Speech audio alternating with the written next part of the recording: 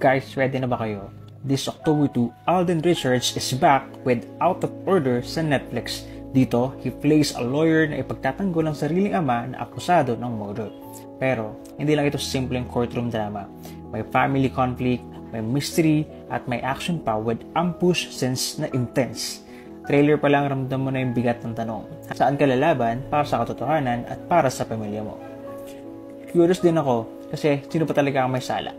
Then mark your calendar, October 2 sa Netflix. Hello Kathleen fans! So Alden's caption. Ang caption ni Sir Alden dito ay first love niya, no? Mga kasambreros yan, mga Kathleenatics. So ang first love niya ay first love tapos may heart, mga kasambreros. Tapos video, hindi siya tao, hindi siya hayop, kundi isang bagay. Kundi walang iba, mga kasambreros, kundi ang kanyang kulnago, mga kasambreros. So ito pa ay parang in-upload niya kanina. Tapos hindi ko alam, grabe yung dito, yung structure, yung pagkakagawa, mga kasambreros, ng kulnago pala, no? Grabe yung kanyang mga yung parang kadena sa likod ng kanyang gulong, mga kasambreros. So madami siya, mga kasambreros. So United Arab Emirates, parang Emirates, mga kasambreros, Dura Ace. So of course, tapos yung Shimano UAE. Yung favorite color niya dito ay green, blue, red, black, and yellow, mga kasambreros. So ang nakalagay. So first love niya ito, of course, na parati niyang sinasabi, mahal na mahal niya, at saka therapist niya itong pagbabike talaga, mga kasambreros. So walang kokontra, ha, at wala nang kokontra kay Pops Alden. First love niya muna sa ngayon ang pagbabike, mga kasambreros, kasi sa future naman niya si phenomenal box office queen attorney attorney Catherine, mga kasambreros. So tapos ito, parang umaasa ang isang fan dito na sa post niya kagabi. I hope may third movie sila lang nakakuha ng malaking kita. Sabi dito, baka binayad sa flood control kita. Lula again. So parang that was the phenomenal tandem. Tapos may tawa-tawa na mga emojis, mga kasambreros. So minsan naisip mo yun, no? Kasi tax, malaki na tax yun, 1.6 billion. So kahit 20% lang na magkano na yun yung tax nila, mga kasambreros, no? So picture ng Kathleen, tapos nung head yata ito ng SM Cinema, mga kasambreros. So billion kita na nila dito sa movie. The phenomenal Kathleen magic gives SM Prime a box office boost. So SM Prime ticket recorded 4.773 billion sales in 2024, up by 19% to the massive due to the massive success of Hello Love Again. That's according sa billionaire.com, mga kasambreros. So minsan naisip mo, no, billion yung pinag-uusapan sa Senado, sa Congress. Billion, no, talaga hindi siya hindi lang libo-libo yung pinag-uusapan dito. Billion, mga, pero hoping na hindi naman sana napunta sa flood control projects yung mga tax neto, mga kasambreros, no, nakakita ng Hello Love Again. Kasi maawa naman kahit sa mga pelikula ay ginawa ng korupsyon, mga kasambreros, no. So wag naman po sanang ganon, mga kasambreros. And then ito, so another item natin, post ni Sir Alden sa kanyang Instagram ay nakaposing siya, no, Colnago and PNS, no. Ito po yung caption niya, mga kasambreros. So Sir Alden ay nakaposing katabi ng kanyang Colnago, pero ibang kulay at ibang klase ito, mga kasambreros, no. Hindi ito yung kulay puti na finlash natin bago lang, mga kasambreros. So parang hawak-hawak niya. Huwag mong sabihin, Pops, nabibighin mo na naman yan, ha? Kulay gray. Kulay gray yata ito, mga kasambreros, na yung kulay niya ng bike na ito, Colnago. So pero hindi ko alam kung bibili niya ito or nag-posing lang siya, mga kasambreros. Kasi alam mo lang si Pops Alden, pinapost niya pa lang sa IG next week. Gamit-gamit na niya, mga kasambreros. So ganun dapat, no, si phenomenal box office Cinema King, kasi marami siyang marami siyang pera, mga kasambreros. Marami siyang repa, mga kasambreros, no, si phenomenal box office Cinema King. And then ito, may isang fan na nag-post siya, no, na orchids na binigay sa kanya ni Sir Alden, si Che Gatan. Ang nakalagay dito sa kanyang Instagram story, mga kasembreros. Thank you, Alden Richards. We share our success with you and the campaigns we've collaborated on together. So, hindi ko lang kung anong, baka nag-work sila or nakipag-collab sa previous na projects ni Sir Alden. So, posted niya ito na yung mahilig si Sir Alden na magbigay talaga ng orchids na kulay white, mga kasers. Ibig sabihin ay espesyal, no, ang tao para sa kanya, mga kasembreros and mga katinatics. So, Che, hindi ko lang kung siguro malapit din ito sa puso ni Sir Alden, no? Pero ngayon ko lang kasi ito na-encounter, si Che Gatan, mga kasembreros. And then ito, so may isang fan, no, na ni-review yung parang bagong pelikula ni Sir Alden, Out of Order nga, mga kasembreros. So, sa TikTok ito, no, isang fan, tapos pinuri niya yung yung gawa ni Sir Alden, and then kunwento niya yung parang takbo ng movie, no, na courtroom drama nga siya. Tapos may mga family conflict, may mystery, may action, at saka may ambush scenes na intense, mga kasembreros. So nakita na, trailer pa lang talaga ramdaman yung yung bigat ng istorya. So curious ang lahat, maging ako, mga kasembreros, no, kung ano magiging takbo nito. So sa Netflix sa October 2 talagang aabangan natin ito, mga kasembreros. 7 days to go, no, para po mapanood natin sa Netflix ang Out of Order, mga kasembreros. So aabangan talaga natin ito, starring of course Sir Alden Richards, and then Ma'am Heaven Paralejo, and then si Sir Noni Buencamino. Pero may mga iba pa silang cast, no, pero silang tatlo ang main cast, mga kasembreros, or 3 main characters. Sina Sir Alden, si Ma'am Heaven, at saka si Sir Noni Buencamino, na multi-awarded actor din ito, no, si Sir Noni Buencamino. So actually, that is not a reminder lang. Bukas ay magkakaroon ng ribbon cutting si Ma'am Catherine, mga kasembreros, sa Ortigas, sa kanilang Empolo showroom, mga kasembreros, na mga mga dito, bathroom accessories. So bathroom and toilet room accessories, mga kasembreros. So kung kayo po ay available, ay punta po. 2 PM yata sila mag-i-start, mga kasembreros, doon sa ribbon cutting or opening ng kanilang business, mga kasembreros, na kung saan ay talagang nag-invest, no, sina Mami Min at saka of course ang Bernardo family sa business talaga, mga kasembreros. And kana unique kasi hindi naman lahat ay parang invested sa ganitong uri ng business. So parang very unique siya, mga kasembreros. So sa mga gustong pumunta ay ito po yung yung schedule at saka yung venue, mga kasembreros, ha. Sa Empolo, Manila, German fashion sanitary wear brand.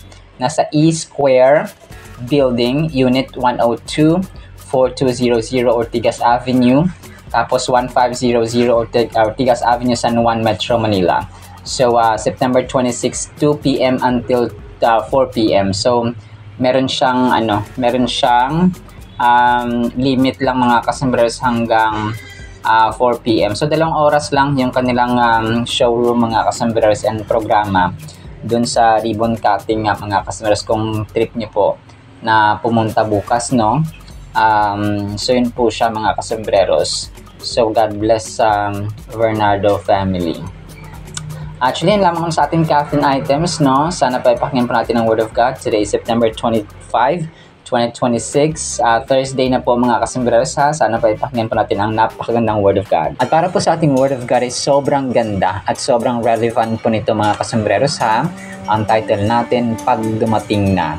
Ezekiel 12 verses 8 to 10. In the morning, the word of the Lord came to me, to prophet Ezekiel, saying, Son of man, have not the sinful people of Israel said to you, What are you doing? Tell them, this is what the Lord God says.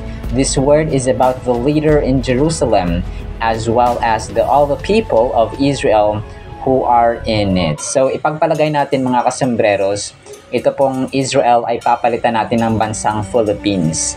Okay? So referring to the leaders, no, or yung mga namumuno natin or namumuno sa ating bansa. So, pagpapalitan natin ito ay sasabihin natin or gagawin natin, Son of man, have not the sinful people of the Philippines said to you, what are you doing? Tell them this is what the Lord God says. This is about, or this is the word, this word is about the leader in Manila as well as all the people of the Philippines who are in it. So parang ganon mga kasembreros. Since ito po ay kumaga pa related at relevant nowadays. So pag dumating na, no, kapag dumating na mga kasembreros yung sinabi ang salita, no, ang word ng Panginoon sa atin mga kasembreros, expect natin, okay, there will be transformation, there will be changes, there will be either good or bad na circumstance mga kasembreros ang mangyayari. And dito, dahil nga sa kasalanan ng mga Israelita, dahil nga sa kasalanan, actually lahat tayo mga kasembreros makasalanan. Makasalanan ako, tayong lahat mga kasembreros, ang ating mga anak, ating magulang, kaibigan, followers, and all Filipino citizens, all humanity, no, mapa German, Amerikano, Korean, Japanese ka man, kung anumang lahi natin sa buong mundo, Chinese ka man, Vietnamese, Taiwanese, and so on, Thai ka man mga kasembreros, Swiss ka man, kahit anong lahi po sa buong mundo, basta human being na tinatawag, tayo po ay makasalanan na. Pero ibang level din po kasi itong corruption sa leaders natin mga kasembreros, no? Although it's not our task, no, hindi natin ito trabaho na maghiganti mga kasembreros, hayaan natin ang Diyos ang kumilos at saka gumamit siya ng batas mga kasembreros sa ating gobyerno. So ito po ay atin pong kumbaga pa dito aabangan mga kasembreros, no, kapag nagsalita na kasi at dumating ng kumapa reckoning day, ang payback time mga kasembreros ay talagang humanda, no, yung mga nangikil at saka kumbaga pa kumikitil ng future ng kinabukasan ng mga kabataan na susunod na henerasyon mga kasembreros. Ganun kasi yun they're not just killing yung future, yung present condition, yung mga projects na dapat ay napupunta sa gobyerno. Ito po ay nagagamit, no, sa maling paraan mga kasembreros with their lavish na pamumuhay. Sobrang luxury na pamumuhay mga kasembreros na parang wala na sa tama. Sobra-sobra na mga kasembreros. So dito, yung Ezekiel 12:8 mga kasembreros ay yung verse na ito, yung 8 to 10 ay part po, no, ng larger passage sa book of Ezekiel written by Prophet Ezekiel mga kasembreros. Actually, napakaganda ng book ng Ezekiel mga kasembreros. Yung mga revelations ni Jesus Christ or ni God, no, Lord God mga kasembreros, or ni Yahweh ay sobrang the best. Yung may mga times pa dito na ginawang yung mga buto ng tao, yung mga kalansay na patay na mga kasembreros, no, ay ginawang sundalo, buhay na sundalo ni Yahweh mga kasembreros. And sa time din ni Ezekiel ay kumaga pa yung mga angels na angels, cherubims at saka yung mga creations ng Panginoon na sobrang weird ang itsura ay dito rin po na reveal kaya Prophet Ezekiel mga kasembreros. So kung ako po sa inyo ay basahin niyo rin po, no, sa Old Testament po itong Prophet Ezekiel mga kasembreros or the book of Ezekiel mga kasembreros. So si Prophet Ezekiel ay isa po siyang pari din sa Babylon na kung saan ay part siya, kabilang siya doon sa mga na-exile, kumaga pa nabihag mga kasembreros ng bansang Babylonia na Iran sa kasalukuyan. So along with many other Jews, no, sa historical context natin ay ito po siya, no, part siya ng bihag doon sa mga nabihag ng Babylon sa mga kasembreros na mga Hudyo. So and ito po ay collection, no, yung book ng Ezekiel ay collection ng prophecies, vision mga kasembreros at saka symbolic acts na pinerform ni Prophet Ezekiel mga kasembreros as commanded by the Lord. So it's important to note that the passage in the book of Ezekiel is often filled with symbolic actions and visions that are meant to convey God's message to the people. So in this particular instance, Ezekiel's symbolic act serves as a warning to the people of Jerusalem, maging sa atin, that they will soon be taken into captivity. So napaka-powerful ng act nito mga kasembreros kasi kapag dumating na ang salita ng Panginoon, wala na kasi makakapigil gaya nga ng katotohanan na ang bansa natin ay pinukaw at saka ginising kasi nagpadala ng baha ng mga bagyo, ng mga baha, mga kasambreros na hindi na na-control. So yung mga control projects or flood control projects ay hindi na na-control yung floods, mga kasambreros, kasi nga na-corrupt. So yun yung pampagising ng Panginoon. So parang iniisip natin na paunang revelations pa lang ito ng Panginoon, mga kasambreros, no, sa mga corruption issues sa ating bansa, mga kasambreros. So sobrang tindi at saka sobrang restoration pa ang mangyayari sa ating bansa. So let's keep on praying na justice at saka ang justice at saka yung yung katarungan, mga kasambreros, ay mangiral sa atin. So this act is a powerful visual presentation of the consequences of the rebellion against God and His commandments. So grabe, no? Kasi ayaw na ayaw talaga ng Panginoon yung nang-aapak ka ng tao. Yung mga inosente ba? Kumaga pa, hindi yung kasi kapag inosente ka tapos inapakan ka pa, so ayaw na ayaw ng Panginoon yung suppression, yung kumaga pa nang aapi ka ng iyong kapwa-tao. No, galit na galit ang Panginoon po doon, mga kasambreros. The themes present in the verse in the larger passage include obedience to God's commands, the consequences of sin and rebellion, the inevitability of God's judgment. So inevitable, mga kasambreros, no, hindi maiiwasan, no, cannot be prevented or avoided, mga kasambreros. The image of Ezekiel packing his bags and going to exile by day is a powerful metaphor for the judgment that was about to come upon the people of Jerusalem or sa ating bansa, mga kasambreros. So ang symbolism na ito ay napakahalaga. Hindi lamang sa Jerusalem o hindi lamang sa Israel, mga kasambreros, at hindi lamang nangyari way back, mga kasambreros, no? Ilang dekada, ilang century na po ang nakalipas, mga kasambreros, na nangyari ito.